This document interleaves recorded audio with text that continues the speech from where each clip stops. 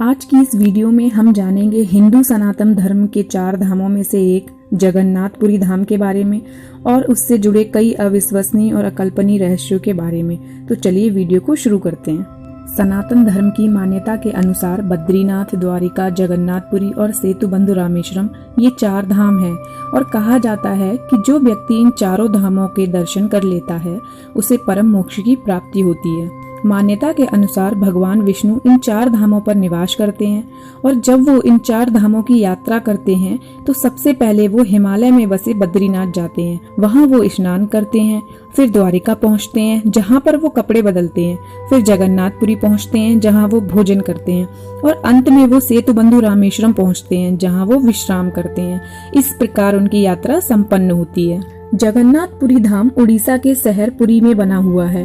वैसे तो इस धाम के कई रहस्य हैं, परंतु आज हम आपको कुछ खास रहस्यों से अवगत कराते हैं। सबसे पहले हम बात करते हैं जगन्नाथपुरी धाम के ऊपर लगे ध्वज के बारे में। ये ध्वज या पताका हमेशा हवा के विपरीत दिशा में लहराता है। हवा जिस भी दिशा में चलती है ये हमेशा उसके विपरीत ही लहराता है। अब ऐसा क्यों होता है ये एक रहस्य है। इसके अलावा प्रतिदिन सायंकाल मंदिर के ऊपर स्थापित इस ध्वज को मानव द्वारा उल्टा चढ़कर बदला जाता है। अगर किसी भी दिन ऐसा ना किया गया तो मंदिर अगले 18 वर्षों के लिए बंद कर दिया जाएगा। यह दुनिया का सबसे भव्य और ऊंचा मंदिर है। यह मंदिर 4 लाख वर्ग फुट क्षेत्र में फैला हुआ है और इसकी ऊंचाई 214 फुट है। मंदिर के पास खड़े होकर इसके गुम्बद को देख पाना असंभव है, परंतु आश्चर्य की बात यह है कि मुख्य गुम्बद की परछाई दिन के किसी भी समय दिखाई नहीं देती, चाहे कितनी भी धूप हो। अब बात करते हैं इस मंदिर के ऊपर लगे सुदर्शन चक्र की। पुरी शहर के किसी भी स्थान से आप मंदिर के शीर्ष पर लगे सुदर्शन चक्र को देखेंगे तो वह हमेशा आपके सामने ही लगा दिखाई देगा।